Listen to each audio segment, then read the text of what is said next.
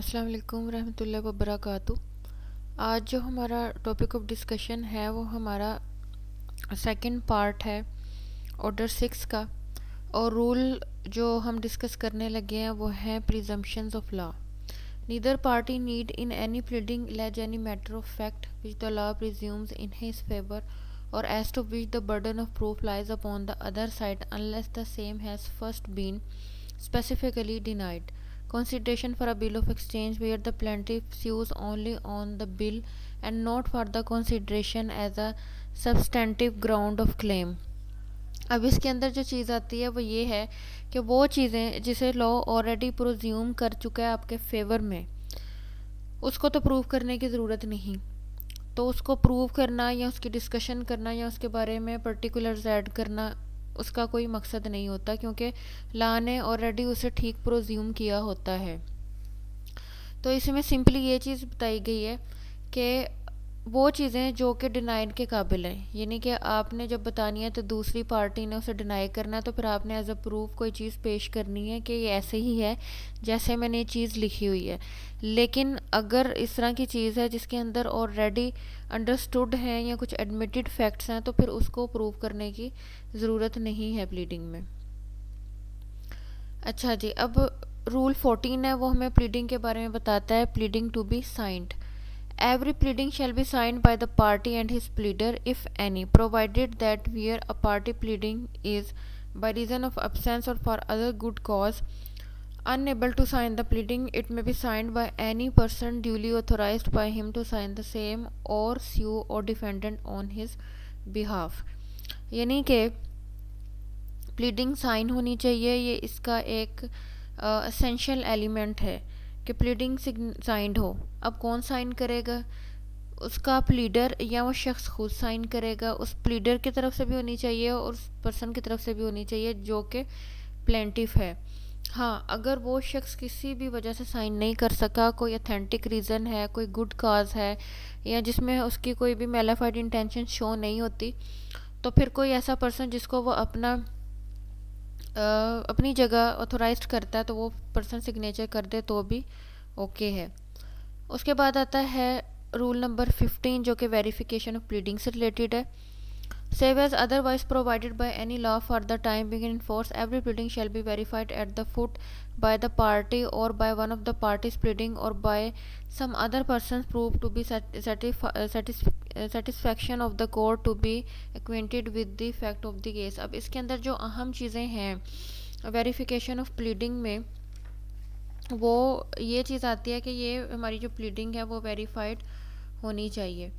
कैसे वेरीफाइड होगी? वेरीफाइड का एक प्रॉपर तरीका आता है कि जब हम प्लीडिंग करते हैं, एक शख्स ने यानी कि जो प्लीडर है या हम उसे कहेंगे प्लेंटिफ है, उसने कोई जवाब दिया है, उसने चीज़ें लिखी हुई हैं, हमने उसका जवाब देना है। तो जो प्लेंटिफ है या प्लीडिंग कर रहा है उसने हर एक चीज़ जब अपनी प्लीडिंग में ऐड करनी है तो उसके ऊपर उसने ये चीज़ लिखनी होती है कि मेरे यकीन और मेरे इल्म के लिहाज से दुरुस्त है, कितनी हद तक मुझे इसके नॉलेज के लिहाज से दुरुस्त है और कितने लिहाज से मुझे इस चीज़ की इन्फॉर्मेशन है। तो उसने जो जो सा फैक्ट उसके अंदर ऐड करना है उसने ये चीज़ लिखनी होती है। अब वेरीफाई के तरीक़ेकार क्या होते हैं? The person verifying shall specify by reference to the numbered paragraph of the pleading what he verifies of his own knowledge and what he verifies upon information received and believed to be true. अब ये जो हमारा 15 rule है, इसकी जो class 2 बयान हुई है, ये बिल्कुल ऐसे ही ऐड की जाती है प्लीडिंग में। किस तरह से कि जो से कहानी हम प्लीडिंग में बना रहे होते हैं, हमने बाकायदा तौर पर उसके अंदर लिखना होता है कि फ़लाँ जो फैक्ट्स हैं या ज़िमनात हैं या वाक़यात हैं मेरे इल्म के लिहाज से दुरुस्त हैं और फ़लाँ चीज़ें मेरे यकीन के लिहाज से मैं इसको दुरुस्त तस्लीम करता हूँ। तो ये चीज़ें अंदर ऐड की जाती हैं कि मेरे इल्म और यकीन के लिहाज से ये चीज़ दुरुस्त है और ये चीज़ दुरुस्त नहीं है, और इस तरह से मैं इसे जो है वो इसमें शामिल कर रहा हूँ। तो इसे कहते हैं वेरिफिकेशन ऑफ प्लीडिंग। जब प्रैक्टिकली तौर पर हमारे सामने दावाजात आते हैं तो उनको इसी तरीके से ड्राफ्ट किया जाता है और यही लैंग्वेज अंदर यूज़ की जाती है। अब हमारा रूल 16 है जो कि स्ट्राइकिंग आउट प्लीडिंग से ताल्लुक़ रखता है। अब स्ट्राइक आउट से मुराद क्या होता है कि किसी चीज़ का इखराज कर देना, उसको रफ़ा दफ़ा कर देना।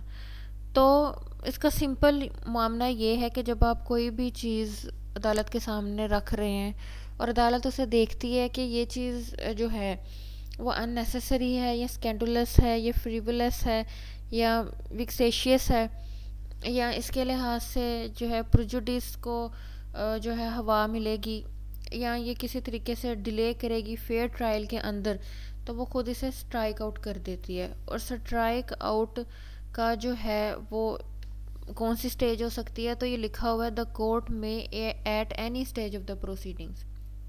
तो बाद दफ़ा ये क्वेश्चन पूछ लिया जाता है कि दो तरह से कि स्ट्राइक आउट करने की रीज़न्स क्या हो सकती हैं। तो भाई ये जो बताई गई हैं ये रीज़न्स हैं कि अगर आपके सूट के अंदर इस तरह के मामला आता है और अब्यूजेंस है प्रोसेस ऑफ कोर्ट को और बाकी ये चीज़ें हैं, तो स्ट्राइक आउट किया जा सकता है। फिर इसके अलावा ये चीज़ आती है कि सेकंड क्वेश्चन पूछा जा सकता है कि कोर्ट जो है वो आपकी प्लीडिंग को किस स्टेज पे स्ट्राइक आउट कर सकती है, तो उसमें कहा जा सकता है at any stage.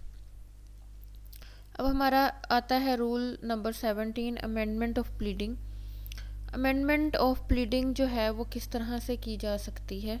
The court may at any stage of the proceeding allow either party to alter or amend his pleadings in such manner or on such terms as may be just, and all such amendments shall be made as may be necessary for the purpose of determining the real question in controversy between the parties। अब amendment की इजाज़त कहते हैं court एक party को किसी भी वक्त दे सकती है, लेकिन इसका मकसद क्या होगा। पहली चीज़ तो यह कि अमेंडमेंट की जाएगी for the purpose of justice, और फिर उसके साथ इसका मकसद ये होगा कि जो हमारे केस का रियल क्वेश्चन है उसके अंदर किसी किस्म की कोई कंट्रोवर्सी बिल्ड हो रही है तो उसको रिमूव करने के लिए अमेंडमेंट करना ज़रूरी था, ताकि कॉम्प्रिहेंसिव नेचर जो है वो सामने आ सके। लेकिन इसके अंदर एक प्रोविजन ऐड हो जाती है, provided that no application for amendment shall be allowed after the trial has commenced unless the court continues to conclusion that in spite of due diligence the party could not have raised the matter before the commencement of the trial। अब general rule तो ये है कि आप जब ये trial जो है कमेंस हो जाता है, ठीक है, उसके बाद आप अमेंडमेंट नहीं कर सकते, ये आपका राइट क्लोज हो जाता है। लेकिन इसके बाद आप ये चीज़ पता चलती है कोई ऐसा मुद्दा था, कोई ऐसा नुक्ता था जिसका बताना ज़रूरी है, और अब जो पार्टी है वो पूरे डिलीजेंस के साथ अपना मामला सॉर्ट आउट कर रही थी, लेकिन उसके बावजूद भी कोई मुद्दा अचानक से सामने आ गया, तो फिर अदालत जो है इस चीज़ की इजाज़त दे सकती है कि अमेंडमेंट की जा सके।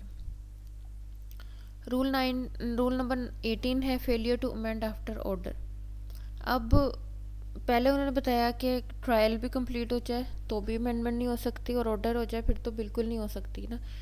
तो उसके अंदर क्या तरीक़ाकार है कि इस हमारे रूल के अंदर टाइम लिमिट बताई गई है कि 14 डेज़ की होती है, या फिर अदालत की पावर ऑफ डिस्क्रिशन हम कह सकते हैं, या डिस्क्रिशनरी पावर होती है कि वो अमेंडमेंट के लिए कुछ वक्त फराहम कर दे। लेकिन अगर कहीं वक्त फराहम नहीं किया जाता तो फिर यही कंसिडर किया जाएगा कि ये जो है वो 15 दिन की मुद्दत इसे दी गई है। तो कहने का मकसद ये था कि ये वो तमाम ज़िम्नात हैं या ये रूल्स हैं कि जब कोई प्लीडिंग तैयार की जाती है तो इसके अंदर मद्देनज़र रखा जाता है। तो शुरू से एंड तक जो हमारे पॉइंट्स थे वो देख लें कि सबसे पहले तो हमने रिटन स्टेटमेंट के उसके अंदर जो है वो चीज़ कौन सी शामिल होती है, एविडेंसेस शामिल नहीं होती, मटेरियल फैक्ट्स शामिल होते हैं। फिर उसके अंदर हमने चीज़ों को ऐड कैसे करना है, अगर फिगर्स वाली है, हदूद दरबा वाली है, या किसी चीज़ को इस तरह से लिखना है जो कि उसकी कंसाइज फॉर्म हो। फिर हमने ज़्यादा डिटेल्स बहुत ज़्यादा ऐड नहीं करनी, ना किसी चीज़ की हिस्ट्री में जाना है, जिस तरह से वो चीज़ें सामने आ रही होंगी हमने उनका बयान करना है। वो अदर बात है कि जो कोर्ट है वो इस चीज़ की कोई बैकग्राउंड हिस्ट्री हमसे चाह रही हो। फिर हमने वेरिफिकेशन के बारे में पढ़ा, फिर हमने डिपार्चर के बारे में पढ़ा, अमेंडमेंट के बारे में पढ़ा, स्ट्राइकिंग आउट के बारे में पढ़ा। तो ये सारी वही चीज़ें हैं कि जब हम प्लीडिंग करते हैं, चाहे वो हम डिफेंस की साइड से हैं या चाहे हम जो है वो प्लेंटिफ हैं, तो हमें यही चीज़ों को मद्देनज़र रखते हुए प्लीडिंग जो है वो करनी होती है, तो इस वीडियो में ये सेकंड पार्ट था इसका, इस रूल का, इस ऑर्डर का, सॉरी। तो फर्स्ट पार्ट भी जो है ऑलरेडी जो है मेरी वीडियोस के अंदर मौजूद है, इसका लिंक भी दे दिया जाएगा ताकि ये ऑर्डर जो है वो कंप्लीट हो जाए। अस्सलाम वालेकुम रहमतुल्लाहि व बरकातहू।